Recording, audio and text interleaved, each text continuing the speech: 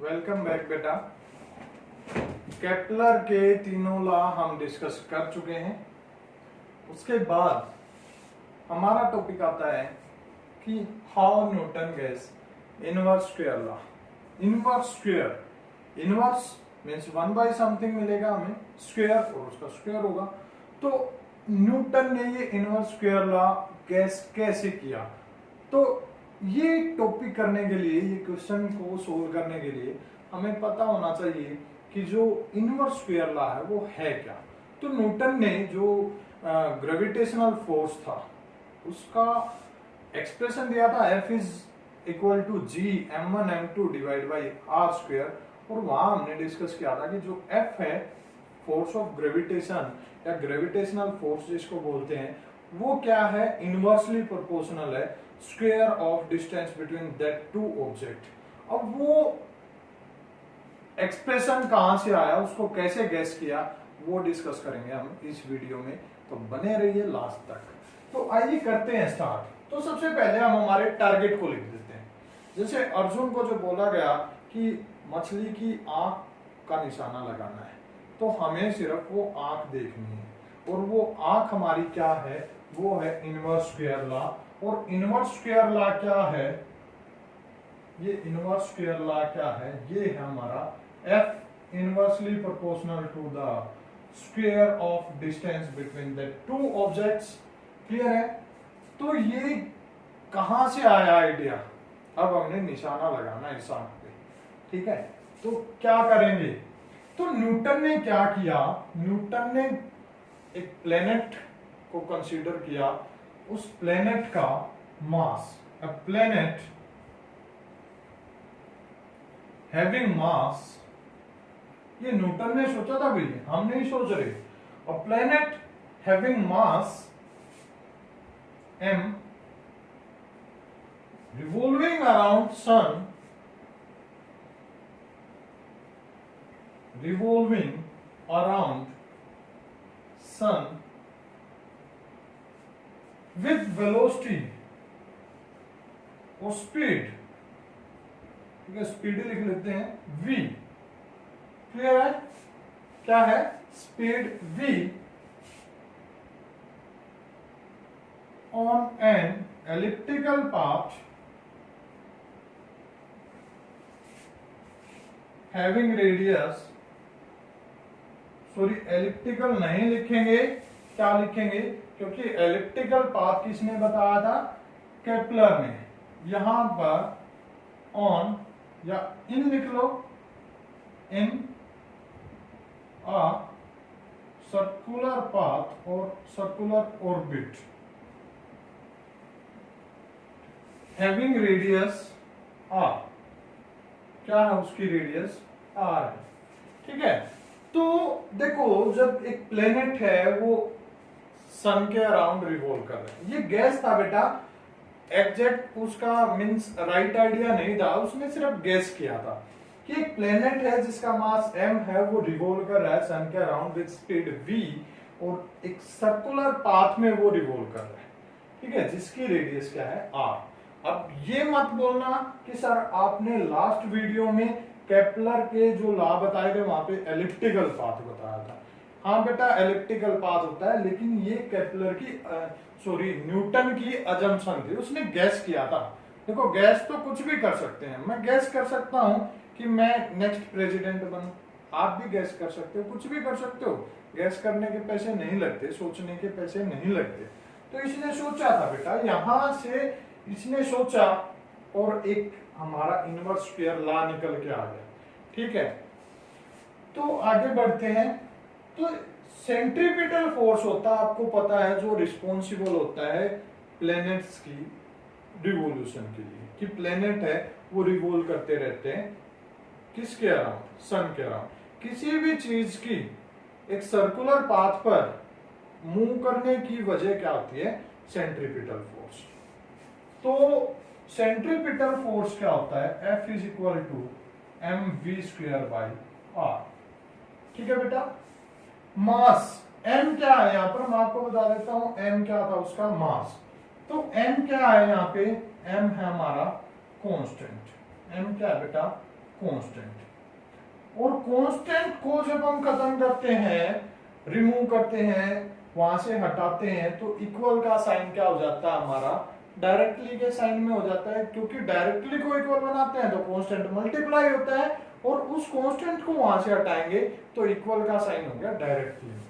तो F directly proportional किसके हो गया, v स्क्वायर, और ये बाई r। अब देखो ये है सन, ये क्या है हमारा सन, इसके अराउंड इस ऑर्बिट में एक प्लेनेट, ये प्लेनेट हो गया, ये रिवॉल्व कर रहा है, ठीक है। तो अगर इसकी जो स्पीड निकालू वो क्या आएगी, डिस्टेंस बाई टाइम। तो v को अगर मैं यहां से निकालता हूं स्पीड, तो वो क्या आएगी मेरी डिस्टेंस। डिस्टेंस क्या है, अगर इसकी रेडियस r है तो ये सरकमफ्रेंस इसकी डिस्टेंस है। क्लियर है बेटा, क्योंकि यहां से चला, एक रिवॉल्यूशन कंप्लीट किया t टाइम में, टाइम पीरियड t होगा, ठीक है। तो डिस्टेंस क्या आई 2 pi r, circumference of circle is 2 pi r। तो v की वैल्यू क्या आई 2 पाई r बाई t। तो यहां लिख देंगे हम v की वैल्यू, ठीक है। ये लिखना है बेटा यहाँ पे, क्योंकि स्पेस हमारा कम है, एक ही बार में इसको पूरा सोल्व करेंगे। तो v is equal to 2 pi r by t। तो ये वैल्यू अगर मैं यहां पुट करूं, या फिर इस यहां किसकी वैल्यू है, v स्क्वायर की वैल्यू है, तो इसको v स्क्वायर की वैल्यू यहीं से कर लेते हैं v। देखो 2 पाई क्या है यहाँ पे, 2 पाई हमारा कांस्टेंट, क्या है बेटा कांस्टेंट, यहीं कर लेना इजी होगा, क्योंकि यहां पुट करके करेंगे स्क्वायर आएगा, इसका भी स्क्वायर करना पड़ेगा, तो थोड़ा कॉम्प्लिकेटेड सा हो जाएगा। तो यहां जिसकी जरूरत है हम वो वहीं से लेके आएंगे। तो v स्क्वायर है, तो यहां से v स्क्वायर की वैल्यू वो कैसे आएगी, स्क्वेयरिंग बोथ साइड्स। क्या आएगी, स्क्वेयरिंग बोथ साइड्स। क्लियर है बेटा। तो क्या हो गया, देखो v स्क्वायर किसके इक्वल, यहां से आया 2 पाई इसका स्क्वायर, r का स्क्वायर डिवाइड बाई t का स्क्वायर। अब 2 पाई एक कांस्टेंट है, तो 2 पाई का स्क्वायर भी क्या है, ये कांस्टेंट वैल्यू होगी, क्या होगी बेटा ये कांस्टेंट। फिर वही काम जो हमने पहले किया था, कांस्टेंट को यहां से हमने हटा दिया, तो v स्क्वायर किसके डायरेक्टली प्रोपोर्शनल आया, r square by t square के। बेटा क्या आया, r square by t square के, ये आ गया मेरा डायरेक्टली प्रोपोर्शनल। क्लियर है। अब यहां से क्या करेंगे, इसको r से मल्टीप्लाई, r से डिवाइड। क्यों, क्योंकि ऐसा एक एक्सप्रेशन हमने केपलर के थर्ड लॉ में किया था कि T square by R cube क्या था, हमारा कांस्टेंट था। तो इसको r से मल्टीप्लाई लिखोगे आप, multiply the right side with r as well as divide by r। क्योंकि जब हम किसी एक्सप्रेशन में एक तरफ कोई फंक्शन अप्लाई करते हैं और वो रेशनल फॉर्म में p बाई क्यू की फॉर्म में, तो न्यूमिनेटर को जब किसी चीज से मल्टीप्लाई करते हैं तो डिनोमिनेटर को भी करना पड़ता है, ताकि बैलेंस वहां पे रहे, उस एक्सप्रेशन में न्यूट्रल रहे, वो मींस कांस्टेंट रहे, जो चीज हमने पहले ले रखी है वही रहे, उसके अंदर चेंज ना हो कुछ। तो इसको r से मल्टीप्लाई, r से इसको डिवाइड, तो ये यहां से क्या आया, v square directly proportional to r cube by t square, और क्या बच गया हमारा 1 बाई r। क्लियर है।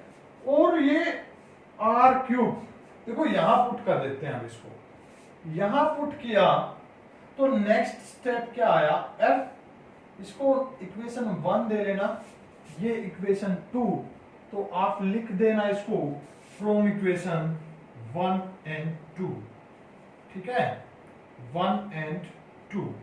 तो 1 और 2 से क्या आया, f directly proportional v square की value r cube by T square into 1 by r, और एक r ये पहले से था बेटा, यहां तक आया समझ।